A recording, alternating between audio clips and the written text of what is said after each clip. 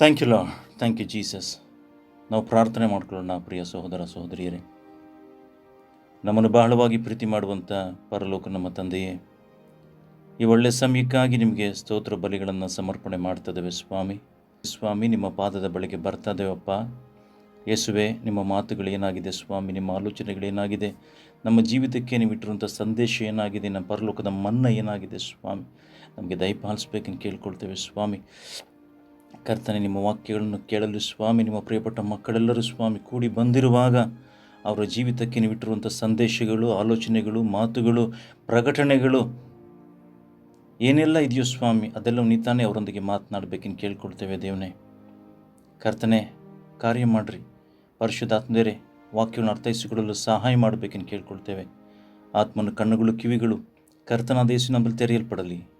ವೈರ್ಯ ಕಾರ್ಯಗಳೆಲ್ಲ ಯೇಸು ನಿರ್ಮೂಲವಾಗಲಿ. ಮಹಿಮೆ ನಿಮಗೆ ಮಾತ್ರ. ನಾವು ತಗ್ಗಿಸಲ್ಪಡಬೇಕು ಸ್ವಾಮಿ, ನೀವು ಹೆಚ್ಚಿಸಲ್ಪಡಬೇಕು. Praise the Lord. ಪುನಂದಾವರ್ತಿ ನಿಮ್ಮೆಲ್ಲರನ್ನ ದೇವರ ವಾಕ್ಯಕ್ಕೆ ಸ್ವಾಗತವನ್ನು ಮಾಡುವಂಥವರಾಗಿದ್ದೇವೆ. ಪ್ರಿಯ ಸಹೋದರ ಸಹೋದರಿಯರೇ, ಈ ದಿನದ ವಾಕ್ಯ ಧ್ಯಾನಕ್ಕಾಗಿ ನಿರ್ಜೀವ ಕರ್ಮಗಳು, ಡೆಡ್ ವರ್ಕ್ಸ್ ಅಂತ ಹೇಳಿದ್ರೆ ಏನು ಅಂತೇಳಿ ಧ್ಯಾನ ಮಾಡೋಣ.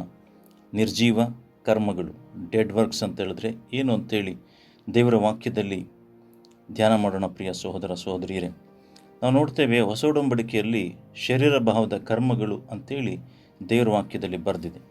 ಶರೀರ ಭಾವದ ಕರ್ಮಗಳು ಅಂತೇಳಿ ದೇವರ ವಾಕ್ಯದಲ್ಲಿ ಬರೆದಿದೆ. ಎಲ್ಲಿ ಅಂತ ನೋಡುವಾಗ ಗಲಾತ್ಯದವರು ಬರೆದ ಪತ್ರಿಕೆ, ಬುಕ್ ಆಫ್ ಗಲೇಷಿಯನ್ಸ್ ಚಾಪ್ಟರ್ 5 ನೋಡುವಾಗ ದೇವರ ವಾಕ್ಯದಲ್ಲಿ ಬರೆದಿದೆ. ಏನಂತ ಬರೆದಿದೆ ಅಂತ ನೋಡುವಾಗ, ಶರೀರ ಭಾವದ ಕರ್ಮಗಳು ಪ್ರಸಿದ್ಧವಾಗಿಯೇ ಅವೆ. ಯಾವೆಂದರೆ ಜಾರತ್ವ, ಬಂಡುತನ, ನಾಚಿಕೆಗೇಡಿತನ, ವಿಗ್ರಹಾರಾಧನೆ, ಮಾಟ, ಹಗೆತನ, ಜಗಳ, ಹೊಟ್ಟೆಕಿಚ್ಚು, ಸಿಟ್ಟು, ಕಕ್ಷಭೇದ, ಭಿನ್ನಮತ, ಮತ್ಸರ, ಕುಡಿಕತನ, ದುಂದೌತನ ಇಂಥವುಗಳೇ. ಇವುಗಳ ವಿಷಯದಲ್ಲಿ ಇಂಥ ಕಾರ್ಯಗಳನ್ನು ನಡೆಸುವವರು ದೇವರ ರಾಜ್ಯಕ್ಕೆ ಬಾಧ್ಯರಾಗುವುದಿಲ್ಲವೆಂದು ನಾನು ಹಿಂದೆ ಹೇಳಿದಂತೆಯೇ ಈಗಲೂ ನಿಮ್ಮನ್ನು ಎಚ್ಚರಿಸ್ತೇನೆ. Praise God. ಸೊ ನಾವಿಲ್ಲಿ ನೋಡ್ತಾ ಇದ್ದೇವೆ, ಹೊಸ ಒಡಂಬಡಿಕೆಯಲ್ಲಿ ಶರೀರ ಭಾವದ ಕರ್ಮಗಳು ಅಂತೇಳಿ ದೇವರ ವಾಕ್ಯದಲ್ಲಿ ಏನೆಲ್ಲ ಬರೆದಿದೆ ಅಂತೇಳಿ ಒಂದು ಲಿಸ್ಟನ್ನು ಇಲ್ಲಿ ದೇವರ ವಾಕ್ಯದಲ್ಲಿ ಬರೆದಿದೆ. ಈ ಲಿಸ್ಟ್ ನೋಡಬೇಕಾದ್ರೆ ಒಂದೊಂದನ್ನು ಇಲ್ಲಿ ನಾವು ನೋಡಬೇಕಾದ್ರೆ ಜಾರತ್ವ ಇರ್ಬೋದು, ಬಂಡತನ ಇರ್ಬೋದು, ನಾಚಿಕೆಗೇಡಿತನ ಇರ್ಬೋದು, ವಿಗ್ರಹಾರಾಧನೆ ಇರ್ಬೋದು, ಮಾಟ ಇರ್ಬೋದು, ಹಗೆತನ, ಜಗಳ, ಹೊಟ್ಟೆಕಿಚ್ಚು, ಸಿಟ್ಟು, ಕಕ್ಷಭೇದ, ಭಿನ್ನಮತ, ಮತ್ಸರ, ಕುಡಿಕತನ, ಇಲ್ಲಿಷ್ಟೇ ಇದೆ. ಸೊ ಇಂಥವ್ರು ಮಾಡೋರು ಯಾರೂ ಸಹ ದೇವರ ರಾಜ್ಯಕ್ಕೆ ಬಾಧ್ಯರಾಗುವುದಿಲ್ಲವೆಂದು ನಾನು ಹಿಂದೆ ಹೇಳಿದಂತೆಯೇ ಈಗಲೂ ನಿಮ್ಮನ್ನು ಎಚ್ಚರಿಸ್ತೇನೆ ಅಂತೇಳಿ ಇಲ್ಲಿ ದೇವರ ವಾಕ್ಯದಲ್ಲಿ ಸ್ಪಷ್ಟವಾಗಿ ಬರೆದಿರೋದನ್ನು ನಾವು ನೋಡ್ತೇವೆ. ಸೊ ಹಾಗಾದರೆ ಈ ರೀತಿ ಕಾರ್ಯಗಳನ್ನು ಮಾಡುವಂಥದ್ದೇನಿದೆ, ಇದು ದೇವರ ವಾಕ್ಯಕ್ಕೆ ವಿರುದ್ಧವಾದದ್ದು ಅಂತೇಳಿ ನಮಗೆ ಚೆನ್ನಾಗಿ ಅರ್ಥವಾಗುವಂಥದ್ದಾಗಿದೆ. ಅಂದರೆ ದೇವರ ವಾಕ್ಯ ಏನು ಮಾಡಬೇಡ್ರಿ ಅನ್ನತ್ತೋ ಅದನ್ನು ಮಾಡಿದ್ರೆ ಅದು ದೇವರಿಗೆ ವಿರುದ್ಧವಾಗಿ ಕಾರ್ಯಗಳನ್ನು ಮಾಡಿದಂತೆ ಅಂತೇಳಿ ಅದರ ಅರ್ಥ. ಓಕೆ, ಅದೇ ಪ್ರಕಾರವಾಗಿ ನಿರ್ಜೀವ ಕರ್ಮಗಳನ್ನು ಕುರಿತು ಇಬ್ರಿಯದವರ ಬರೆದ ಪತ್ರಿಕೆ, ಬುಕ್ ಆಫ್ ಹೀಬ್ರೂಸ್ ಚಾಪ್ಟರ್ 6:1, ಇಬ್ರಿಯದವರ ಬರೆದ ಪತ್ರಿಕೆ ಚಾಪ್ಟರ್ 6:1 ನೋಡುವಾಗ ಇಲ್ಲಿ ಬರೆದಿದೆ, ಆದದರಿಂದ ನಿರ್ಜೀವ ಕರ್ಮಗಳ ಮೇಲಿನ ನಂಬಿಕೆಯನ್ನು ಬಿಟ್ಟು ಬಿಟ್ಟು ದೇವರಲ್ಲಿಯೇ ನಂಬಿಕೆ ಇಡಬೇಕಾದದ್ದು ಅಂತೇಳಿ ದೇವರ ವಾಕ್ಯದಲ್ಲಿ ಸ್ಪಷ್ಟವಾಗಿ ಬರೆದಿದೆ. Praise God. ಮತ್ತೆ ಇನ್ನೊಮ್ಮೆ ಓದೋದಕ್ಕೆ ಬಯಸ್ತೇವೆ ಇದನ್ನು. Hebrews, book of Hebrews chapter 6:1, ಆದದರಿಂದ ನಿರ್ಜೀವ ಕರ್ಮಗಳ ಮೇಲಿನ ನಂಬಿಕೆಯನ್ನು ಬಿಟ್ಟು ಬಿಟ್ಟು ದೇವರಲ್ಲಿಯೇ ನಂಬಿಕೆ ಇಡಬೇಕಾದದ್ದು ಅಂತೇಳಿ ದೇವರ ವಾಕ್ಯದಲ್ಲಿ ಬರೆದಿದೆ. ಓಕೆ, ಸೊ ನಾವು ನೋಡಬೇಕಾದ್ರೆ ಇಲ್ಲಿ ನಿರ್ಜೀವ ಕರ್ಮಗಳ ಶರೀರ ಭಾವದಕ್ಕಿಂತ ನಿರ್ಜೀವ ಕರ್ಮಗಳ ಶರೀರ ಭಾವದ ಕರ್ಮಗಳಿಗಿಂತ ಹೆಚ್ಚು ಮೋಸಕರವಾದದ್ದನ್ನು ನಾವು ನೋಡ್ತೇವೆ. ನಿರ್ಜೀವ ಕರ್ಮಗಳು ಬಹಳ ಮೋಸಕರವಾದದ್ದು ಅಂತೇಳಿ ನಾವು ನೋಡ್ತೇವೆ. ಯಾಕಂತ ಹೇಳಿದ್ರೆ ಈ ನಿರ್ಜೀವ ಕರ್ಮಗಳೇನಿದೆ ಅಂತ ಹೇಳಿದ್ರೆ ಇದೆಲ್ಲ ದೇವರ ದೃಷ್ಟಿಗೆ ಏನಾಗುತ್ತೆ ಅಂತ ಹೇಳಿದ್ರೆ ಹೊಲೆಯ ಬಟ್ಟೆ ಅಂತಿದೆ. ಬುಕ್ ಆಫ್ ರೋಮನ್ಸ್ ಚಾಪ್ಟರ್ 7:18 ಈ ರೀತಿಯಾಗಿ ಹೇಳುತ್ತೆ. ಬುಕ್ ಆಫ್ ರೋಮನ್ಸ್ ಚಾಪ್ಟರ್ 7:18 ಈ ರೀತಿಯಾಗಿ ಹೇಳುತ್ತೆ. Book of Romans chapter 7 verse 18 ಈ ರೀತಿಯಾಗಿ ಹೇಳುತ್ತೆ, ನನ್ನಲ್ಲಿ ಅಂದರೆ ನನ್ನ ಶರೀರಾಧೀನ ಸ್ವಭಾವದಲ್ಲಿ ಒಳ್ಳೆಯದೇನು ವಾಸವಾಗಿಲ್ಲವೆಂದು ನನಗೆ ತಿಳಿದಿದೆ. ಒಳ್ಳೆಯದನ್ನು ಮಾಡುವುದಕ್ಕೆ ನನಗೇನು ಮನಸ್ಸುಂಟು, ಆದರೆ ಅದನ್ನು ಮಾಡುವುದು ನನ್ನಿಂದ ಆಗದು. Praise God. ಅಂದರೆ ಯಾವ ರೀತಿಯಾಗಿ ಶರೀರದಿನ ಸ್ವಭಾವಗಳು ಯಾವ ರೀತಿಯಾಗಿ ವಾಸವಾಗಿದೆ ಅಂತೇಳಿ ನಾವಲ್ಲಿ ನೋಡ್ತಾ ಇದ್ದೇವೆ. ಹಲ್ಲೆಲೂಯಾ. ಸೊ ಇಲ್ಲಿ ನಾವು ನೋಡಬೇಕಾದ್ರೆ ನಮ್ಮ ಪಾಪಗಳನ್ನು ಬಿಟ್ಟು ಬಿಡೋದಕ್ಕೆ ಮಾತ್ರವಲ್ಲದೆ, ಇನ್ನೊಂದ್ಸರಿ ರಿಪೀಟ್ ಮಾಡ್ತೀನಿ, ಚೆನ್ನಾಗಿ ಶ್ರದ್ಧೆಯಿಂದ ಗಮನಿಸ್ರಿ. ನಮ್ಮ ಪಾಪಗಳನ್ನು ಬಿಟ್ಟು ಬಿಡುವುದಕ್ಕೆ ಮಾತ್ರವಲ್ಲದೆ ನಿರ್ಜೀವ ಕರ್ಮಗಳ ಮೇಲಿನ ನಂಬಿಕೆಯನ್ನು ಬಿಟ್ಟು ಬಿಡುವಂತೆ ಆಜ್ಞಾಪಿಸಲ್ಪಟ್ಟಿದ್ದೇವೆ. ಅಂದರೆ ನಮ್ಮ ಪಾಪಗಳನ್ನು ಬಿಟ್ಟು ಬಿಡುವುದು ಮಾತ್ರ ಅಲ್ಲ, ನಿರ್ಜೀವ ಕರ್ಮಗಳ ಮೇಲಿನ ನಂಬಿಕೆಯನ್ನು ಬಿಟ್ಟು ಬಿಡಬೇಕು ಅಂತೇಳಿ ಇಲ್ಲಿ ದೇವರು ಆಜ್ಞಾಪನೆ ಮಾಡೋದನ್ನು ನಾವು ನೋಡ್ತೇವೆ. ಯೇಸು ಕ್ರಿಸ್ತರ ರಕ್ತವು ನಿರ್ಜೀವ ಕರ್ಮಗಳಿಂದ ಬಿಡಿಸುತ್ತದೆ ಎಂಬುದು ನಮಗೆ ಚೆನ್ನಾಗಿ ಗೊತ್ತಿದೆ. ಒಂದು ವೇಳೆ ಗೊತ್ತಿಲ್ಲ ಅಂತ ಹೇಳಿದ್ರೆ ನಾವು ಓದ್ಕೊಳ್ಳೋಣ. Book of Hebrews chapter 9 verse 14. Book of Hebrews chapter 9 verse 14. ನಿತ್ಯಾತ್ಮನಿಂದ ತನ್ನನ್ನು ತಾನೇ ನಿರ್ದೋಷಿಯನ್ನಾಗಿ ದೇವರಿಗೆ ಸಮರ್ಪಿಸಿಕೊಂಡ ಕ್ರಿಸ್ತರ ರಕ್ತವು ಎಷ್ಟೋ ಹೆಚ್ಚಾಗಿ ನಮ್ಮನ್ನು ನಿರ್ಜೀವ ಕರ್ಮಗಳಿಂದ ಬಿಡಿಸಿ ನಾವು ಜೀವವುಳ್ಳ ದೇವರನ್ನು ಆರಾಧಿಸುವವರಾಗುವಂತೆ ನಮ್ಮ ಮನಸ್ಸನ್ನು ಶುದ್ಧೀಕರಿಸುವುದಲ್ಲವೇ. Praise God.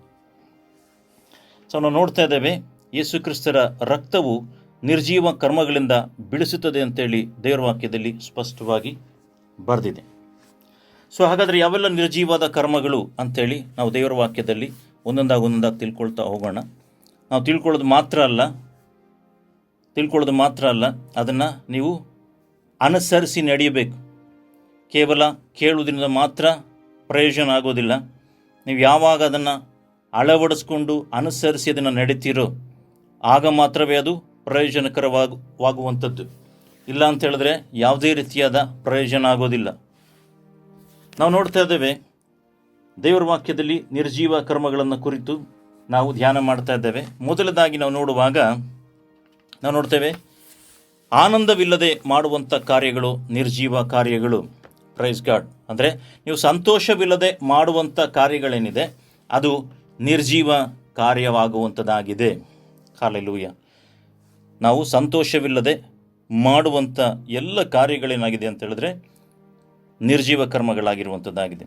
ಉದಾಹರಣೆಗೆ ನೋಡಬೇಕಾದ್ರೆ ನೀವು ಬೈಬಲ್ನ ಓದೋದಿರ್ಬೋದು, ಪ್ರಾರ್ಥನೆ ಮಾಡೋದಿರ್ಬೋದು, ಸಂದೇಶ ಹೇಳೋದಿರ್ಬೋದು, ಇಲ್ಲ ದೇವರಿಗೋಸ್ಕರ ಕಾರ್ಯಗಳನ್ನು ಮಾಡೋದಿರ್ಬೋದು. ಯಾವುದೇ ಕಾರ್ಯ ಆದರೂ ಸರಿ, ನೀವು ಸಂತೋಷದಿಂದ ಮಾಡಲಿಲ್ಲ, ಅದರಲ್ಲಿ ನಿಮಗೆ ಆನಂದದಿಂದ ಮಾಡಲಿಲ್ಲ ಅಂತ ಹೇಳಿದ್ರೆ ಅದು ನಿರ್ಜೀವ ಕರ್ಮಗಳಾಗಿದೆ. ನಿರ್ಜೀವವಾಗಿ ಮಾಡುವಂಥದ್ದು ದೇವರಿಗೆ ಮೆಚ್ಚುಗೆ ಆಗೋದಿಲ್ಲ, ದೇವರದನ್ನು ಬಯಸೋದಿಲ್ಲ. ಪ್ರಿಯ ಸಹೋದರ ಸಹೋದರಿಯರೇ, ಹಲ್ಲೆಲೂಯಾ. ಇನ್ನೊಬ್ಬ ರಿಪೀಟ್ ಮಾಡ್ತೀವಿ ನಾವು, ಸಂತೋಷವಿಲ್ಲದೆ ಆನಂದವಿಲ್ಲದೆ ಮಾಡುವಂಥ ಎಲ್ಲ ಕಾರ್ಯಗಳು ನಿರ್ಜೀವ ಕರ್ಮಗಳಾಗಿರುವಂಥದ್ದಾಗಿದೆ. ಓಕೆ, ನಾವು ಮೊದಲನೇದಾಗಿ ನೋಡಬೇಕಾದ್ರೆ ಪ್ರೀತಿ ಇಲ್ಲದೆ ಮಾಡುವಂಥ ಕಾರ್ಯಗಳೇನಾಗಿದೆ, ಇದು ನಿರ್ಜೀವ ಕರ್ಮಗಳಾಗಿದೆ. ನೋಡ್ರಿ, ಮುಖ್ಯವಾಗಿ ದೇವರು ಹೇಳುವಂಥ ಮಾತು, ದೇವರನ್ನ ಮತ್ತು ಮನುಷ್ಯರನ್ನು ಪ್ರೀತಿಸೋದೇನಿದೆ ಇದು ಎಲ್ಲ ಧರ್ಮಶಾಸ್ತ್ರಕ್ಕೂ ಪ್ರಬೋಧನೆ ಗ್ರಂಥಕ್ಕೂ ಆಧಾರವಾಗಿರುವಂಥದ್ದಾಗಿದೆ. ಬಹಳ ಸಿಂಪಲ್, ಬಹಳ ಸರಳವಾಗಿ ದೇವರು ಕೊಟ್ಟಿರುವಂಥದ್ದು ಆಜ್ಞೆ ಏನು, ದೇವರನ್ನು ಮತ್ತು ಮನುಷ್ಯರನ್ನು ಪ್ರೀತಿ ಮಾಡಬೇಕು. ನಿನ್ನ ನೆರೆಯವನ್ನ ನಿನ್ನ ಹಾಗೆ ಪ್ರೀತಿ ಮಾಡುವಂಥ ಒಂದು ವಾಕ್ಯ, ನಿನ್ನ ದೇವರಾದ ಯೆಹೋವನನ್ನು ಪೂರ್ಣ ಬುದ್ಧಿ, ಪೂರ್ಣ ಶಕ್ತಿ, ಪೂರ್ಣ ಪ್ರಾಣದಿಂದ ಪ್ರೀತಿ ಮಾಡಬೇಕು ಅನ್ನೋದು. ಸೊ ಎರಡು ಮುಖ್ಯವಾದ ಆಜ್ಞೆಗಳು. ಇದೆಲ್ಲ ಧರ್ಮಶಾಸ್ತ್ರಕ್ಕೆ ಏನಾಗಿದೆ, ಇದು ಬೇಸ್ ಇದೇನೆ. ಯಾವುದೇ ನೀವು ಯಾವುದೇ ವಾಕ್ಯಗಳು ತೆಗೆದುಕೊಂಡ್ರೂ ಇದಕ್ಕೆ ಬೇಸ್ ಎಲ್ಲಿ ಬರುತ್ತೆ ಅಂತೇಳಿ ಇದೆ. ಇದನ್ನು ಬಹಳ ಮುಖ್ಯ ಇದೆ. ಇದನ್ನೇ ನಾವು ಮಾಡೋದಕ್ಕೆ ಏನಾಗ್ತಿದೆ ಅಂತ ಹೇಳಿದ್ರೆ ಕಷ್ಟ ಆಗ್ತಾ ಇದೆ, ಜನಗಳಿಗೆ ಕಷ್ಟ ಆಗ್ತಾ ಇದೆ. ಇವೆರಡೇ, ನೀವೇನು ಹೆಚ್ಚಿಗೆ ಏನೇನೋ ಮಾಡೋದು ಏನು ಮಾಡ್ತಿರೋ ಸೆಕೆಂಡ್ರಿ, ಆದರೆ ಬೇಸಿಕ್ಕಾಗಿ ಇದನ್ನು ಮಾಡೋದಕ್ಕೆ ಮೊದಲು ಪ್ರಯತ್ನ ಮಾಡಿರಿ. ಓಕೆ, ಸೊ ಈ ಎರಡು ಆಧಾರಗಳನ್ನ ತೆಗೆದುಬಿಟ್ರೆ ಏನಾಗುತ್ತೆ, ಎಲ್ಲ ಬಿದ್ದೋಗುತ್ತೆ. ನೋಡು ಏನೋ ಫೌಂಡೇಶನ್ನು ಇದು ಬಹಳ ಸ್ಟ್ರಾಂಗ್ ಇರಬೇಕು. ಫೌಂಡೇಶನ್ ಚೆನ್ನಾಗಿಲ್ಲ ಅಂದ್ರೆ ಮನೆ ಬಿದ್ದೋಗುತ್ತಲ್ವಾ. ಅದೇ ಪ್ರಕಾರವಾಗಿ ಈ ಎರಡು ಕಾರ್ಯಗಳನ್ನು ನೀವು ಮಾಡಲಿಲ್ಲ, ತೆಗೆದಾಕ್ತು ಅಂತ ಹೇಳಿದ್ರೆ ಎಲ್ಲ ವೇಸ್ಟು, ಎಲ್ಲ ಬಿದ್ದು ಹೋಗುತ್ತೆ. ಹಾಲೆಲೂಯ. ಸೊ ಹಾಗಾಗಿ ಇಲ್ಲಿ ನಾವು ನೋಡ್ತಾ ಇದ್ದೇವೆ, ದೇವರು ಇಲ್ಲಿ ಪ್ರಕಟಣಾ ಗ್ರಂಥದಲ್ಲಿ ಗದರಿಸೋದನ್ನು ನಾವು ನೋಡ್ತಾ ಇದ್ದೇವೆ. ಏನಂತ ಗದರಿಸ್ತಾ ಇದ್ದಾರೆ ಅಂತ ನೋಡುವಾಗ, ಪ್ರಕಟಣೆ ಪುಸ್ತಕ book of Revelation chapter 2 and 4 ನೋಡುವಾಗ ದೇವರ ವಾಕ್ಯದಲ್ಲಿ ಬರೆದಿದೆ, ನಿನ್ನ ಕೃತ್ಯಗಳನ್ನು, ಪ್ರಯಾಸವನ್ನು, ತಾಳ್ಮೆಯನ್ನು ಬಲ್ಲೆನು. ನೀನು ದುಷ್ಟರನ್ನು ಸಹಿಸಲಾರಿ, ಅಪೋಸ್ತಲರಲ್ಲದಿದ್ದರೂ ತಮ್ಮನ್ನು ಅಪೋಸ್ತಲರೆಂದು ಹೇಳಿಕೊಳ್ಳುವವರು ನೀನು ಪರೀಕ್ಷಿಸಿ ಅವರನ್ನು ಸುಳ್ಳುಗಾರರೆಂದು ಕಂಡುಕೊಂಡಿ. ಅದೇ ಪ್ರಕಾರ 4ನೇ ವಾಕ್ಯ ನೋಡಬೇಕಾದ್ರೆ, ಆದರೆ ಮೊದಲು ನಿನಗಿದ್ದ ಪ್ರೀತಿಯನ್ನು ನೀನು ಬಿಟ್ಟಿದ್ದಿ ಎಂದು ನಾನು ನಿನ್ನ ಮೇಲೆ ತಪ್ಪು ಹೊರಿಸಬೇಕಾಗುತ್ತದೆ ಅಂತೇಳಿ. ಹಾಲೆಲೂಯ. ಸೊ ನಾವು ಇಲ್ಲಿ ನೋಡ್ತಾ ಇದ್ದೇವೆ, ನೀವು ಪ್ರೀತಿ ಇಲ್ಲದೆ ಮಾಡುವಂಥ ಕಾರ್ಯಗಳೇನಾಗಿದೆ ಅಂತ ಹೇಳಿದ್ರೆ ಅದು ನಿರ್ಜೀವ ಕರ್ಮಗಳು ಅಂತೇಳಿ ದೇವರ ವಾಕ್ಯದಲ್ಲಿ ಸ್ಪಷ್ಟವಾಗಿ ಹೇಳಿದೆ. ಸೊ ನಿಮಗೆ ಪ್ರೀತಿ ಇಲ್ಲದೆ ಮಾಡುವಂಥ ಕಾರ್ಯಗಳು ಯಾವುದೇ ಆದರೂ ಸರಿ, ನೀವು ಪ್ರೀತಿಯಿಂದ ಮಾಡೋದನ್ನು ಅಭ್ಯಾಸ ಮಾಡಿಕೊಳ್ಳ್ರಿ. ಸೊ ದೇವರು ಅದಕ್ಕೋಸ್ಕರನೇ ದೇವರು ನಮ್ಮನ್ನು ಕರೆದಿರೋವಂಥದ್ದು. ನೀವು ಯಾವುದೇ ಕಾರ್ಯ ಮಾಡಬೇಕು. ನಾವು ನೀವು ಹೇಳಿದ್ವಿ, ಸಣ್ಣ ಉದಾಹರಣೆ ಲಾಸ್ಟ್ ಟೈಮ್ ಹೇಳಿದ್ವಿ, ಅಂದರೆ ಈಗ ಹಿಂದೆ ಹೇಳಿದ್ವಿ, ಏನೋ ಪ್ರಾರ್ಥನೆ ಮಾಡಬೇಕಾದ್ರೆ ಇರ್ಬೋದು, ದೇವರ ವಾಕ್ಯಗಳನ್ನು ಓದುವಂಥ ವಿಷಯ ಇರ್ಬೋದು, ನಿಮ್ಮ ಸಹೋದರನ ಪ್ರೀತಿ ಮಾಡುವಂಥ ವಿಷಯಗಳಿರ್ಬೋದು. ಸೊ ಎಲ್ಲ ಕಾರ್ಯಗಳು ನೋಡಬೇಕಾದ್ರೆ ನೀವೇನು ಮಾಡಬೇಕು? ಪ್ರೀತಿಯಿಂದ ಮಾಡೋದನ್ನು ಕಲಿಬೇಕು. ಸೊ ಇದು ಕೇವಲ ಬಾಯ ಮಾತ ಪ್ರೀತಿ ಅಲ್ಲ. ಸೊ ಬಾಯಿಯನ್ನು ಮಾತಾಡೋದು, ಏನು ಜೇನು ಸುರಿಸೋದು, ಇದೆಲ್ಲ ಏನಿದೆ ಭಾಳ ಜನಗಳು ಮಾಡ್ತಾರೆ, ಅದೆಲ್ಲ ಬೇಡ. ಸೊ ಅದು ಬೇಕಾಗಿಲ್ಲ ನಮಗೆ. ನೀವು ಕ್ರಿಯೆಯಲ್ಲಿ ಮಾಡೋದು ತೋರಿಸ್ಬೇಕು. ನೀವು ಅವ್ರನ್ನ ಪ್ರೀತಿ ಮಾಡ್ತಿದ್ದೀರಾ ಅಂತ ಹೇಳಿದ್ರೆ ನೀವು ಅದನ್ನು ಕ್ರಿಯೆಯಲ್ಲಿ ಮಾಡಿ ತೋರಿಸೋದು ಸಾಕು, ಅರ್ಥ ಆಗುತ್ತೆ. ಸೊ ಅದು ಬಿಟ್ಟು ಬರೀ ಬಾಯಲ್ಲಿ ಮಾತಾಡುವಂಥವ್ರು ಇದ್ದಾರೆ. ಸೊ ಬಾಯಿ ಮಾತಲ್ಲಿ ಮಾತ್ರ ಪ್ರೀತಿ ತೋರಿಸೋರು, ಬಾಯಿ ಮಾತಲ್ಲಿ ಮಾತ್ರ ಜೇನು ಸುರಿಸೋರು ತುಂಬ ಜನಗಳು ಸಿಗ್ತಾರೆ. ಸೊ ಆ ರೀತಿಯಾಗಿ ಇರಬಾರ್ದು. ಅದಕ್ಕೆ ನಾವು ಕಳೆದ ಒಂದು ಮೆಸೇಜಲ್ಲಿ ಹೇಳಿದ್ವಿ, ನಾವು ಮನುಷ್ಯನೇನು ಮಾಡ್ತಾನೆ ಅಂತ ಹೇಳಿದ್ರೆ ಹೊರಗೊಂದು ಒಳಗೊಂದು ಮಾತಾಡ್ತಾನೆ ಅಂತೇಳಿ ದೇವರ ವಾಕ್ಯ ಸ್ಪಷ್ಟವಾಗಿದೆ. ಕೀರ್ತನೆಗಳ ಪುಸ್ತಕ 12ನೇ ಅಧ್ಯಾಯ, ಪ್ರತಿಯೊಬ್ಬರು ನೆರೆಯೊಡನೆ ಹುಸಿಯನ್ನಾಡುತ್ತಾರೆ, ಅವರು ಹೊರಗೊಂದು ಒಳಗೊಂದು ಮಾತನಾಡ್ತಾರೆ ಅಂತ ದೇವರ ವಾಕ್ಯದಲ್ಲಿ ಬರೆದು ನಾವು ನೋಡ್ತೇವೆ. ಸೊ ಈ ರೀತಿಯಾದ ಕಾರ್ಯಗಳು ಮಾಡಬೇಡ್ರಿ. ಈ ರೀತಿ ಕಾರ್ಯಗಳು ಮಾಡ್ತು ಅಂತ ಹೇಳಿದ್ರು ವೇಸ್ಟ್. ಯಾಕಂತ ಹೇಳಿದ್ರೆ ಈ ರೀತಿ ಮಾಡೋದೇನು ಪ್ರಯೋಜನ ಆಗಿಲ್ಲ ಅಂತ ಹೇಳಿದ್ರೆ ಮಾಡಿ ಏನು ಸಿಕ್ಕುವುದಂತಾಗಿದೆ, ಏನು ಸಿಕ್ಕುತ್ತೆ ಇದರಿಂದ ಅಲ್ವಾ? ಸೊ ಈ ರೀತಿ ನಿರ್ಜೀವ ಕಾರ್ಯಗಳನ್ನು ಮಾಡಬೇಡ್ರಿ. ಅದಕ್ಕೆ ನೋಡ್ರಿ, ನೀವು ಯಥಾರ್ಥವಾಗಿರೋದನ್ನು ಅಭ್ಯಾಸ ಮಾಡಬೇಕು. ಯಥಾರ್ಥವಾಗಿ ಅಂತ ಹೇಳಬೇಕಾದ್ರೆ ಏನಿದೆ ಅದನ್ನು ನೀವು ನೇರವಾಗಿ ಮಾತಾಡುವಂಥದ್ದು ಇರ್ಬೋದು, ನೇರವಾಗಿ ಎಕ್ಸ್ಪ್ರೆಸ್ ಮಾಡುವಂಥದ್ದು ಇರ್ಬೋದು, ಅದನ್ನು ಅಭ್ಯಾಸ ಮಾಡಬೇಕು. ಅಭ್ಯಾಸ ಮಾಡಿದಾಗ ಏನಾಗುತ್ತೆ ಅಂತ ಹೇಳಿದ್ರೆ ನಿಮಗೆ ಆಟೋಮೆಟಿಕ್ಕಾಗಿ ಅದೇನಾಗುತ್ತೆ, ನಿಮಗೆ ಬರುತ್ತದೆ. ನಿಮಗೆ ಅಳವಡಿಸ್ಕೊಂಡಾಗ ಏನಾಗುತ್ತೆ ಅಂತ ಹೇಳಿದ್ರೆ ಗೊತ್ತಾಗುತ್ತೆ, ಬೇರೆಯವ್ರಿಗೆ ಗೊತ್ತಾಗುತ್ತೆ ಯಾರು ಯಾವ ರೀತಿಯಾಗಿದ್ದಾರೆ ಅಂತೇಳಿ ಎಲ್ಲರಿಗೂ ಗೊತ್ತಿರುತ್ತೆ. ಸೊ ಜನಗಳೇನೋ ನಿಮ್ಮನ್ನು ನೋಡೋವಂಥವ್ರು ಅವ್ರಿಗೆ ಬುದ್ಧಿ ಇಲ್ಲ ಅಂತಲ್ಲ, ಮೂರ್ಖರು ಅಂತಲ್ಲ, ಅವ್ರಿಗೆ ಗೊತ್ತಾಗ್ತಾ ಇರುತ್ತೆ. ಹಾಗಾಗಿ ಏನು ಮಾಡಬೇಕು ಅಂತೇಳಿ, ನೀವು ಹೇಗಿದ್ದೀರಾ ಹಾಗೆ ನೀವು ಪ್ರೆಸೆಂಟ್ ಮಾಡೋದನ್ನ ಅಭ್ಯಾಸ ಮಾಡಿರಿ. ಓಕೆ, ಸೆಕೆಂಡ್ ಒನ್ ನಾವು ನೋಡ್ತಾ ಇದ್ದೇವೆ. ಫಸ್ಟು ಪ್ರೀತಿ ಇಲ್ಲದಂತೆ ಮಾಡುವಂಥ ಕಾರ್ಯಗಳು ನಿರ್ಜೀವ ಕಾರ್ಯಗಳಾಗಿರುವಂಥದ್ದಾಗಿ, ನಿರ್ಜೀವ ಕರ್ಮಗಳು. ಸೆಕೆಂಡ್ ಒನ್ ನೋಡಬೇಕಾದ್ರೆ ಆಸಕ್ತಿ ಇಲ್ಲದಂತೆ ಮಾಡುವಂಥ ಕಾರ್ಯಗಳು ನಿರ್ಜೀವ ಕಾರ್ಯಗಳಾಗಿರುವಂಥದ್ದಾಗಿದೆ. ದೇವರ ವಾಕ್ಯ ಈ ರೀತಿಯಾಗಿರುವಂಥದ್ದಾಗಿದೆ. ಪ್ರಕಟಣೆಗಳ ಪುಸ್ತಕ 3ನೇ ಅಧ್ಯಾಯ, book of Revelation chapter 3 verse 15 and 19, 15ನೇ ವಾಕ್ಯ ಮತ್ತು 19ನೇ ವಾಕ್ಯ. ಪ್ರಕಟಣೆ ಗ್ರಂಥ 3ನೇ ಅಧ್ಯಾಯ 15ನೇ ವಾಕ್ಯ ಮತ್ತು 19ನೇ ವಾಕ್ಯವನ್ನು ನೋಡುವಾಗ ಈ ದೇವರ ವಾಕ್ಯದಲ್ಲಿ ಸ್ಪಷ್ಟವಾಗಿ ಬರೆದಿದೆ, ನಿನ್ನ ಕೃತ್ಯಗಳನ್ನು ಬಲ್ಲೆನು, ನೀನು ತಣ್ಣಗೂ ಅಲ್ಲ ಬೆಚ್ಚಗೂ ಅಲ್ಲ. ನೀನು ತಣ್ಣಗಾಗಲಿ ಬೆಚ್ಚಗಾಗಲಿ ಇದ್ದರೆ ಒಳ್ಳೆಯದಾಗಿತ್ತು. ನೀನು ಬೆಚ್ಚಗೂ ಇಲ್ಲದೆ ತಣ್ಣಗೂ ಇಲ್ಲದೆ ಉಗುರು ಬೆಚ್ಚಗಿರುವುದರಿಂದ ನಿನ್ನ ನನ್ನ ಬಾಯಿಯೊಳಗಿಂದ ಕಾರುವೆನು. ಅದು ಮಾತ್ರವಲ್ಲ, 19ನೇ ವಾಕ್ಯ ನೋಡಬೇಕಾದ್ರೆ ಈ ರೀತಿಯಾಗಿ ಹೇಳುತ್ತೆ, ನಾನು ಯಾರನ್ನು ಪ್ರೀತಿಸ್ತೇನೋ ಅವರನ್ನು ಗದರಿಸ್ತೇನೆ ಮತ್ತು ಶಿಕ್ಷಿಸ್ತೇನೆ ಅಂತ ದೇವರ ವಾಕ್ಯದಲ್ಲಿ ಹೇಳ್ತಾರೆ. ಹಾಲೆಲೂಯ. ಸೊ ಆಸಕ್ತಿ ಇಲ್ಲದಂತೆ ಮಾಡುವಂಥ ಕಾರ್ಯಗಳೇನಾಗಿದೆ ಅಂತ ಹೇಳಿದ್ರೆ ಇದು ನಿರ್ಜೀವ ಕರ್ಮಗಳಾಗಿರುವಂಥದ್ದಾಗಿದೆ. ಅದಕ್ಕೆ ಹೇಳೋದು, ನೀವು ವಾಕ್ಯಗಳನ್ನು ಕೇಳುವಾಗ ಆಸಕ್ತಿಯಿಂದ ಕೇಳ್ರಿ ಅಂತ ಅದಕ್ಕೆ ಹೇಳು. ಶ್ರದ್ಧೆಯಿಂದ ಕೇಳಬೇಕು, ಆಸಕ್ತಿಯಿಂದ ಕೇಳಬೇಕು. ಸೊ ಆಸಕ್ತಿ ಯಾಕೆ ಅಂತೇಳಿ, ಇಂಟ್ರೆಸ್ಟ್ ಯಾಕೆ ಅಂತ ಹೇಳಿದ್ರೆ ನೋಡಿರಿ, ನಮ್ಗೆ ಯಾವ್ದಾದ್ರು ಒಂದು ಕಾರ್ಯಗಳನ್ನು, ಅಂದರೆ ಯಾವ್ದಾದ್ರು ಒಂದು ಕೆಲಸ ಮಾಡೋದಕ್ಕೆ ಏನಾಗಬೇಕು, ಇಂಟ್ರೆಸ್ಟ್ ಇರಬೇಕು. ಅಲ್ವಾ? ಸಾಮಾನ್ಯವಾಗಿ ನೋಡಿ, ಯಾವ್ದಾರ ಒಬ್ಬರಿಗೆ ಒಂದು ವಾದ್ಯ ಬರ್ಸೋದಿರ್ಬೋದು, ಇಲ್ಲ ಅಂತೇಳಿ ಏನೋ ಒಂದು ಕಂಪ್ಯೂಟರ್ ವರ್ಕ್ ಇರ್ಬೋದು, ಇಲ್ಲ ಅಂದರೆ ಗೇಮ್ಸ್ ಇರ್ಬೋದು, ಓದೋ ಪುಸ್ತಕ ಓದೋವಂಥ ಹ್ಯಾಬಿಟ್ ಇರ್ಬೋದು, ಇಲ್ಲ ಏನೋ ಒಂದು ಕೈ ಕೆಲಸಗಳು ಮಾಡೋವಂಥದ್ದು ಇರ್ಬೋದು, ಆರ್ಟ್ಸ್ ಇರ್ಬೋದು. ಸೊ ಈ ರೀತಿಯಾಗಿ ಅವ್ರು ಏನು ಮಾಡ್ತಾರೆ, ಅದಕ್ಕೆ ಆಸಕ್ತಿ ಇರುತ್ತೆ, ಆಸಕ್ತಿಯಿಂದ ಕೆಲಸಗಳನ್ನು ಮಾಡ್ತಾರೆ ಅಲ್ವಾ? ಸೊ ಅವರು ಆಸಕ್ತಿಯಿಂದ ಆ ಕೆಲಸಗಳನ್ನು ಮಾಡಬೇಕಾದ್ರೆ ನೀವು ಮಾಡುವಂಥ ಕಾರ್ಯಗಳೇನಿದೆ ಇದು ಆಸಕ್ತಿಯಿಂದಲೇ ಮಾಡಬೇಕು, ಆಸಕ್ತಿಯಿಂದಲೇ ಮಾಡಬೇಕು. ಸೊ ನೀವು ಆಸಕ್ತಿಯಿಂದ ಮಾಡಲಿಲ್ಲ ಅಂತಿತ್ತು ಅಂತ ಹೇಳಿದ್ರೆ ಅದು ಖಂಡಿತವಾಗಿ ನಿರ್ಜೀವ ಕರ್ಮಗಳಾಗುವಂಥದ್ದಾಗಿದೆ, ನಿರ್ಜೀವ ಕರ್ಮಗಳಾಗುವಂಥದ್ದಾಗಿದೆ. ನೋಡಿ, ದೇವರ ವಾಕ್ಯ ಹೇಳುತ್ತೆ, ಯಾಜಕ ಕಾಂಡ 5ನೇ ಅಧ್ಯಾಯ 13ನೇ ವಾಕ್ಯ ಈ ರೀತಿಯಾಗಿ ಹೇಳುತ್ತೆ. ಬುಕ್ ಆಫ್ ಲೆವಿಟಿಕಲ್ಸ್, ಯಾಜಕ ಕಾಂಡ ಬುಕ್ ಆಫ್ ಲೆವಿಟಿಕಲ್ಸ್ ಚಾಪ್ಟರ್ 5 ವರ್ಸ್ 13 ಈ ರೀತಿಯಾಗಿ ಹೇಳುತ್ತೆ, ಮೇಲೆ ಕಂಡ ವಿಷಯಗಳಲ್ಲಿ ಯಾವ ವಿಧವಾಗಿ ಅವನು ದೂಷಿಯಾದರೂ ಯಾಜಕನು ಅವನಿಗೋಸ್ಕರ ಹೀಗೆ ದೋಷ ಪರಿಹಾರವನ್ನು ಮಾಡಿದ ನಂತರ ಅವನಿಗೆ ಕ್ಷಮಾಪಣೆಯಾಗುವುದು. ನೈವೇದ್ಯ ದ್ರವ್ಯದಲ್ಲಿ ಮಿಕ್ಕದ್ದು ಹೇಗೆ ಯಾಜಕನಿಗೆ ಆಗುತ್ತದೋ ಇದರಲ್ಲಿ ಮಿಕ್ಕದ್ದು ಯಾಜಕನಿಗೆ ಆಗಬೇಕು. ದೋಷ ಪರಿಹಾರಕ ಯಜ್ಞ ಅಂತೇಳ್ಬಿಟ್ಟು ಎಲ್ಲ ನೋಡ್ತಾ ಇದ್ದೇವೆ. ಸೊ ಓಕೆ, ಇದರ ಅರ್ಥ ನೋಡಬೇಕಾದ್ರೆ ಈ ಯಜ್ಞ ಬೆಂಕಿ ಯಜ್ಞವೇದಿಯ ಮೇಲೆ ಯಾವಾಗಲೂ ಉರಿತಾ ಇರಬೇಕು ಅಂತ ಅರ್ಥ. ಓಕೆ, ಅಂದರೆ ದೋಷ ಪರಿಹಾರಕ ಯಜ್ಞ, ಆ ಯಜ್ಞವೇದಿ ಯಾವಾಗಲೂ ಉರಿತಾ ಇರಬೇಕು ಅಂತೇಳಿ ಅದರ ಅರ್ಥ. ಸೊ ನಾವು ನೋಡ್ತಾ ಇದ್ದೇವೆ ದೇವರ ಸಭೆ ಈ ದಿನ ಯಾವ ರೀತಿಯಾಗಿದೆ ಅಂತೇಳಿ ಇಲ್ಲಿ ದೇವರು ಹೇಳೋದನ್ನು ನೋಡ್ತಾ ಇದ್ದೇವೆ. ಅಂದರೆ ಇದು ಆತ್ಮನ ಉರಿ ಇಲ್ಲದೆ ಸತ್ತಂಥ ಸ್ಥಿತಿಗಳಲ್ಲಿ ಅನೇಕ ಸಭೆಗಳು ಹೋಗ್ತಾ ಇದೆ. ಅಂದರೆ ಜೀವ ಇಲ್ಲ, ಆತ್ಮನ ಬೆಂಕಿ ಇಲ್ಲ, ಆತ್ಮನ ಉರಿ ಅಲ್ಲಿ ಇಲ್ಲ. ಸತ್ತಂಥ ಆರಾಧನೆಗಳು ಅಂದರೆ ಜೀವ ಇಲ್ಲ, ಏನೋ ಮಾಡಬೇಕಲ್ಲ ಅಂತೇಳಿ ಮಾಡುವಂಥ ಕಾರ್ಯಗಳನ್ನು ನಾನು ನೋಡ್ತಾ ಇದ್ದೆ. ನಾನೊಂದು ಸಭೆಗೆ ಹೋಗಿದ್ದೆ, ಆ ಸಭೆ ಹೆಸರು ಹೇಳೋದಕ್ಕೆ ನಮಗೆ ಬಯಸೋದಿಲ್ಲ. ಯಾವ ದಿವಸ ಹೋಗಿದ್ದೆ ಅಂತಲೂ ಹೇಳ್ತೀನಿ ಕೇಳ್ರಿ.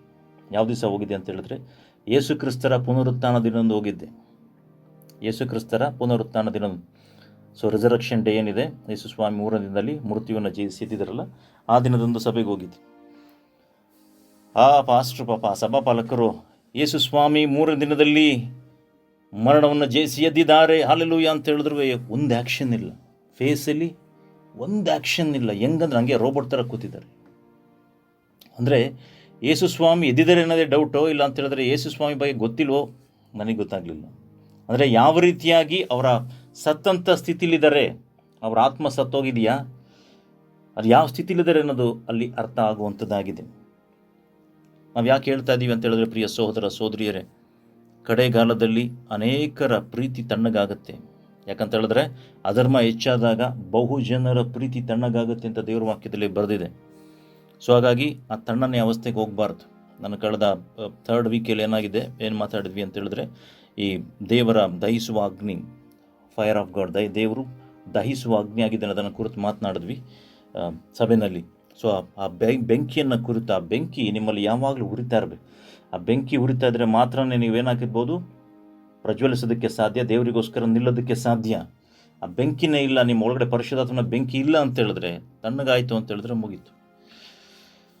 ಅದನ್ನು ಮತ್ತೆ ಹತ್ತಿಸ್ಬೇಕು ಅಂತ ಹೇಳಿದ್ರೆ ಕಷ್ಟ. ಯಾಕಂತ ಹೇಳಿದ್ರೆ ಪ್ರಯಾಸ ಪಡಬೇಕಾಗತ್ತೆ. ಯಾಕಂದ್ರೆ ಮತ್ತೆಲ್ಲ ಜೋಡಿಸ್ಬೇಕು, ಆರಿಸ್ಬೇಕು, ಒಣಗಿದ ಕಟ್ಟಿಗೆಗಳು ಪ್ರೊಸೀಜರ್ ಇದೆ ಅದಕ್ಕೆ.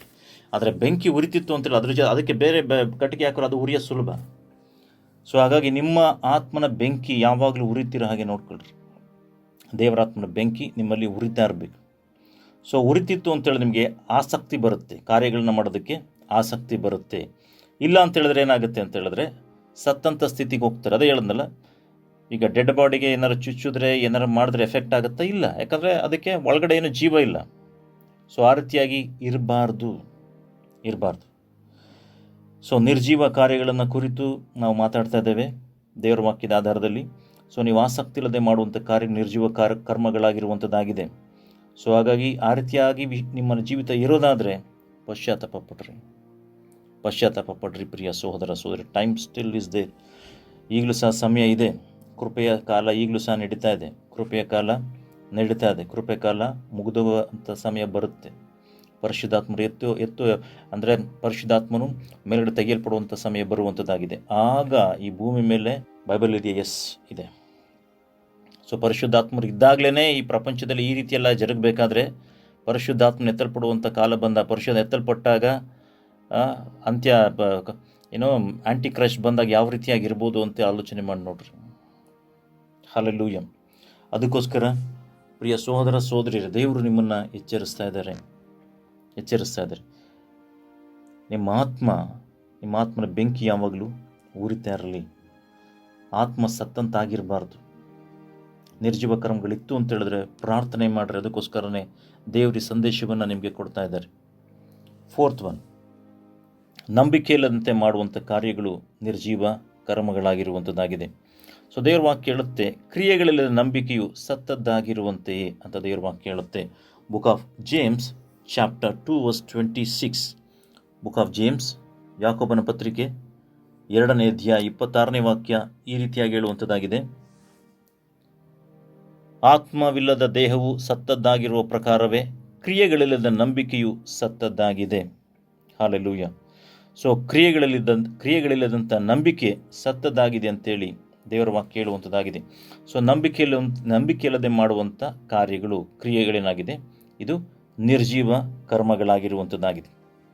ನಾವು ನೋಡ್ತೇವೆ, ನಂಬಿಕೆ ಇಲ್ಲದ ಕಾರಣ ಏನಾಗಿದೆ ಅಂತ ಹೇಳಿದ್ರೆ, ಅನೇಕರು ಏನು ಮಾಡ್ತಾರೆ ಅಂತ ಹೇಳಿದ್ರೆ ಪ್ರಾರ್ಥನೆಗೆ ಬರ್ತಾರೆ. ಪ್ರಾರ್ಥನೆಗೆ ಏನಂತ ಬರಬೇಕು? ಪ್ರಾರ್ಥನೆಗೆ ಯಾಕೆ ಬರಬೇಕು?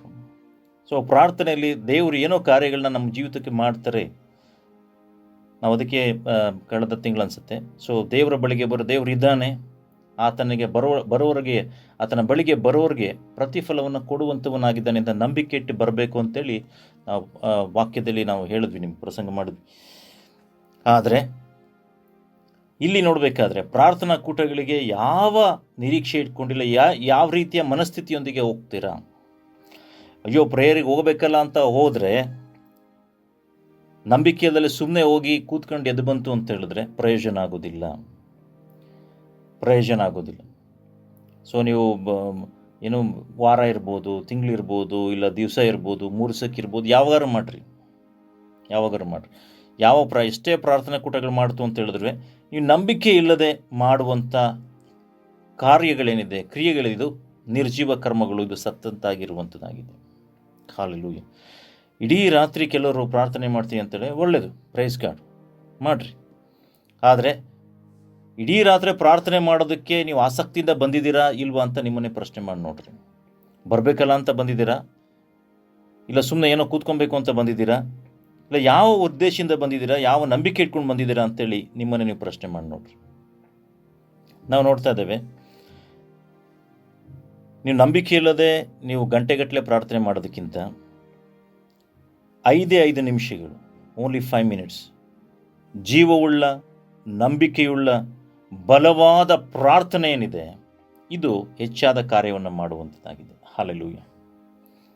ಇನ್ನೊಂದು ರಿಪೀಟ್ ಮಾಡ್ತೀವಿ, ನಂಬಿಕೆ ಇಲ್ಲದಲೇ ನೀವು ಗಂಟೆಗಟ್ಟಲೆ ಪ್ರಾರ್ಥನೆ ಮಾಡೋದಕ್ಕಿಂತಲೂ ನಂಬಿಕೆಯಿಂದ ಜೀವವುಳ್ಳ 5 ನಿಮಿಷಗಳು ಪ್ರಾರ್ಥನೆ ಮಾಡ್ತು ಅಂತ ಹೇಳಿದ್ರೆ ಖಂಡಿತ ಅದು ಅನೇಕ ಕಾರ್ಯಗಳನ್ನು ನಮ್ಮ ಜೀವಿತದಲ್ಲಿ ನೆರವೇರಿಸುವಂಥದ್ದಾಗಿದೆ. ಹಲ್ಲೆಲೂಯಾ. ಸೊ ನಾವು ನೋಡ್ತಾ ಇದ್ದೇವೆ, ನಂಬಿಕೆ ಇಲ್ಲದೆ ಮಾಡುವಂಥ ನಿರ್ಜೀವ ಕರ್ಮಗಳು ಅಂತೇಳಿ ನಾವು ನಿಮಗೆ ಹೇಳ್ತಾ ಇದ್ದೇವೆ. ಸೊ ಹಾಗಾಗಿ ನಾವು ನೋಡ್ತೇವೆ, book of Romans chapter 4 verse 14 verse 22 ಈ ರೀತಿಯಾಗಿ ಹೇಳುತ್ತೆ. Book of Romans chapter 14 verse 22. Book of Romans chapter 14 verse 22. Book of Romans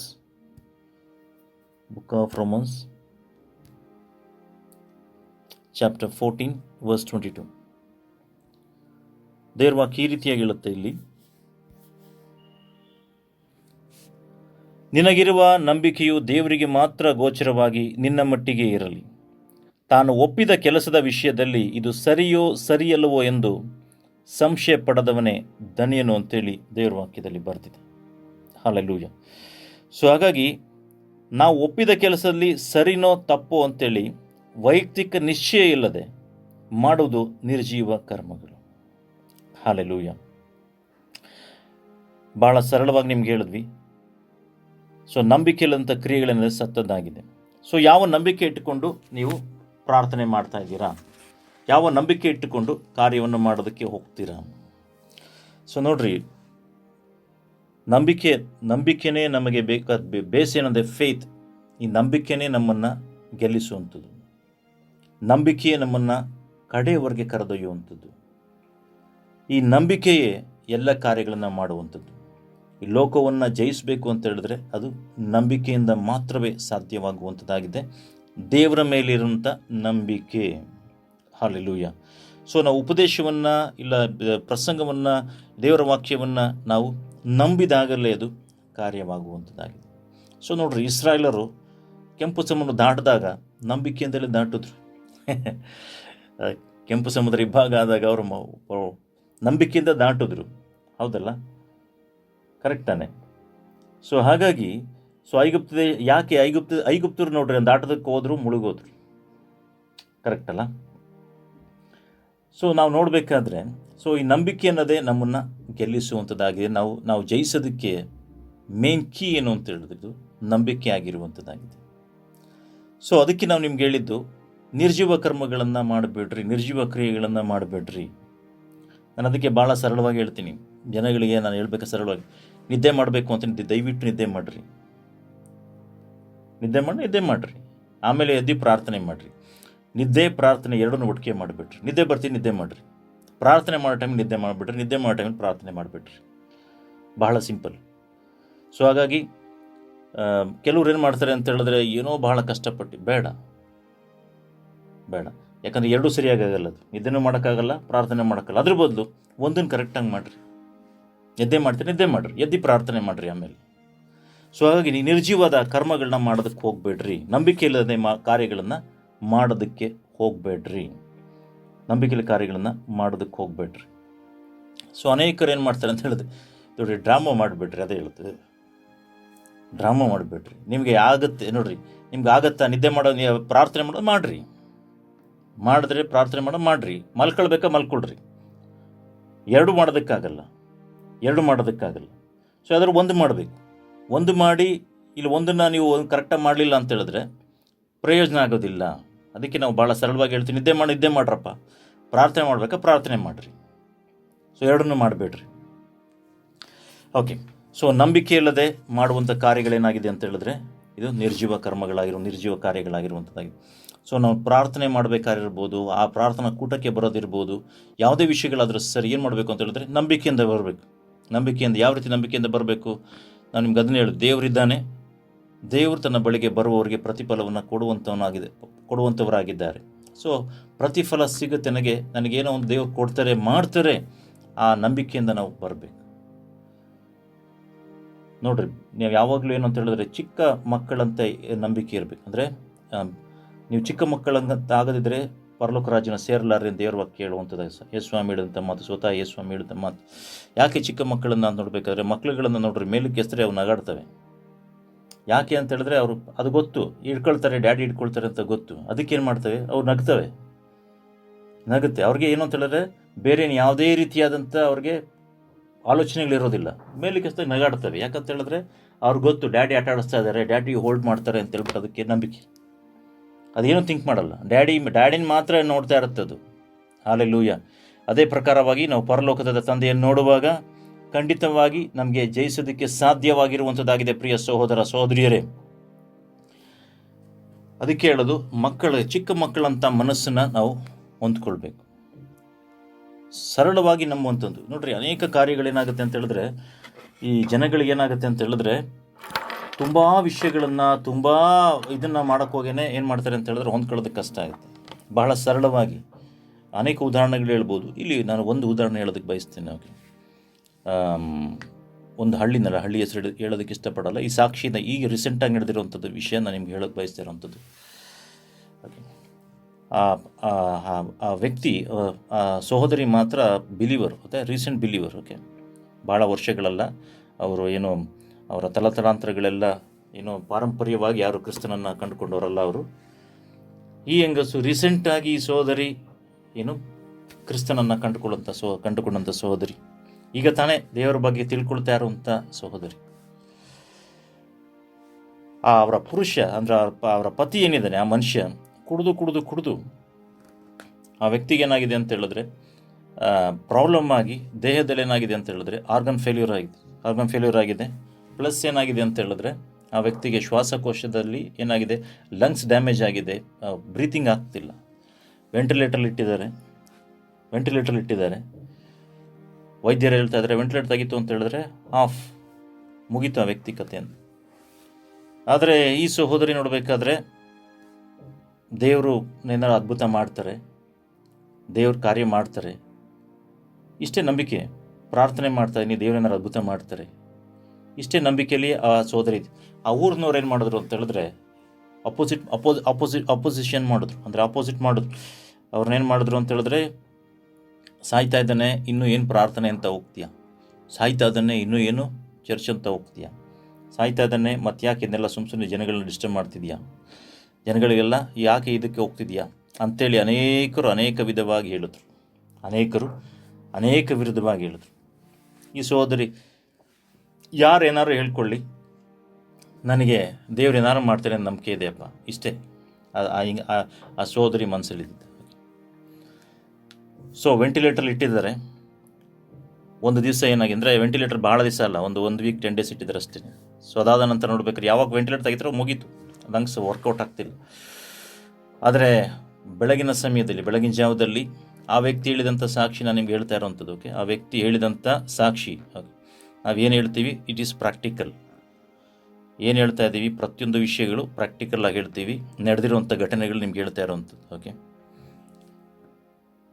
ಬೆಳಗಿನ ಜಾವದಲ್ಲಿ ಯಾರೋ ಆ ವ್ಯಕ್ತಿಯನ್ನು ಹಿಂಗೆ ಬಡಿದು ಎದ್ದೇಳು ಅಂತ ಹೇಳಿದ್ದಾರೆ ಅಷ್ಟೆ, ಆಯ್ತಲ್ಲ. ಸ್ವತಃ ಯಾರು ದೇವರೇ ಮಾಡಿರುವಂಥ ಕಾರ್ಯ, ಅದಕ್ಕೆ ನಿಮ್ಗೆ ಹೇಳ್ತಾ ಇರೋವಂಥದ್ದು. ಕೇಳ್ಕೊಳ್ರಿ, ಚೆನ್ನಾಗಿ ಗಮನಿಸ್ಕೊಳ್ರಿ. ಯಾಕೆ ಸಿಂಪಲ್, ಭಾಳ ಸರಳವಾಗಿ ದೇವ್ರ ಕಾರ್ಯ ಮಾಡ್ತಾರೆ, ಆಯಿತಾ. ಆದರೆ ತುಂಬ ತಿಳ್ಕೊಂಡಿದ್ದೀನಿ ಇಲ್ಲ ಅಂತ ಹೇಳಿದ್ರೆ ಬೇರೆ ನಮಗೆ ಏನೇನೋ ಇತ್ತು ಅಂತ ಹೇಳಿದ್ರೆ ಮಾಡಲ್ಲ. ಭಾಳ ಸರಳವಾಗಿ ಸಿಂಪಲ್ ಆಗಿತ್ತು ದೇವ್ರು ಖಂಡಿತ ಕಾರ್ಯ ಮಾಡ್ತಾರೆ. ಎದ್ದೇಳು ಅಂತೇಳಿ ಎದ್ದೇಳಿಸಿದ್ದಾರೆ, ಮುಗೀತಲ್ಲಿಗೆ. ಆ ವ್ಯಕ್ತಿ ದೇವರಿಂದ ಮುಟ್ಟಲ್ಪಟ್ಟಂಥ ವ್ಯಕ್ತಿ ಈ ದಿನ ಕುಡಿತಾ ಇಲ್ಲ, ಆ ವ್ಯಕ್ತಿ ಸಾಕ್ಷಿಯಾಗಿ ಜೀವಿತವನ್ನು ಮಾಡ್ತಾ ಇದ್ದಾನೆ. ಹಾಲೆಲೂಯಾ. ಅಂದರೆ ವೈದ್ಯರೆಲ್ಲ ಕೈ ಬಿಟ್ಟಾಗಲೂ, ವೆಂಟಿಲೇಟರಲ್ಲಿ ಹಾಕಿದಾಗಲೂ ಆ ಸಹೋದರಿ ಇಟ್ಟಂಥ ಸರಳವಾದ ನಂಬಿಕೆ, ಏನೋ ತುಂಬ ವಾಕ್ಯ ತಿಳ್ಕೊಂಡಿರೋದಲ್ಲ, ತುಂಬ ಬೈಬಲ್ ಬಗ್ಗೆ ಜ್ಞಾನ ಇರೋದಲ್ಲ, ಏನೂ ಅಲ್ಲ. ಆದರೆ ಸರಳ ನಂಬಿಕೆ, ಜಸ್ಟ್ ಏನೋ ಒಂದು ಸರಳವಾದ ನಂಬಿಕೆ, simple faith. Hallelujah. Simple faith ಇದ್ದರೆ ಸಾಕು, ದೇವ್ರ ಕಾರ್ಯ ಮಾಡ್ತಾರೆ ಪ್ರಿಯ ಸಹೋದರ ಸಹೋದರಿಯರೇ. ಆದರೆ ಈ ಜನಗಳಿಗೆ ಏನಾಗಿದೆ ಅಂತ ಹೇಳಿದ್ರೆ, ಈ ವಿಷಯಗಳೆಲ್ಲ ನಮಗೆ ಗೊತ್ತುಂಟು, ವಾಕ್ಯಗಳೆಲ್ಲ ನಮಗೆ ಗೊತ್ತುಂಟು, ಈ ರೀತಿಯಾಗಿ ನಮಗೆ ಗೊತ್ತು ಅಂತ ಹೇಳ್ಬೇಕಾದ್ರೆ ದೇವ್ರ ಕಾರ್ಯ ಮಾಡೋದಿಲ್ಲ. ದೇವರ ಬಳಿಗೆ ನಾವು ಹೇಗಿರಬೇಕು ಅಂತ ಹೇಳಿದ್ರೆ, ನಾವು ಯಾವಾಗಲೂ ಆಗಿರೋದನ್ನು ಕಲ್ತ್ಕೊಬೇಕು. ಅಂದರೆ ನಮ್ಮನ್ನು ನಾವು ಬರಿದು ಮಾಡೋದನ್ನು ಕಲ್ತ್ಕೊಳ್ಬೇಕು. ಅಂದರೆ ದೇವರೇ ನಾನೇನು ಇಲ್ಲ ಸ್ವಾಮಿ, ಝೀರೋಗೆ ಬರಬೇಕು, ನಾನೇನು ಇಲ್ಲ ಸ್ವಾಮಿ, ಆ ಮನಸ್ಸು ನಮ್ಮಲ್ಲಿ ಬರಬೇಕು. ಹಾಲೆಲೂಯಾ. ಯಾಕೆ ಹೇಳ್ತಾ ಇದ್ದೀವಿ ಅಂತ ಹೇಳಿದ್ರೆ, ನಿರ್ಜೀವ ಕರ್ಮಗಳು ಏನು ಅಂತೇಳಿ, ನಿಮಗೆ ನಿರ್ಜೀವ ನಂಬಿಕೆ ಅಂತ ಹೇಳಿದ್ರೆ ಏನು ಅಂತೇಳಿ ನಾನು ನಿಮಗೆ ಎಕ್ಸ್ಪ್ಲೇನ್ ಮಾಡ್ತಿರೋಂಥ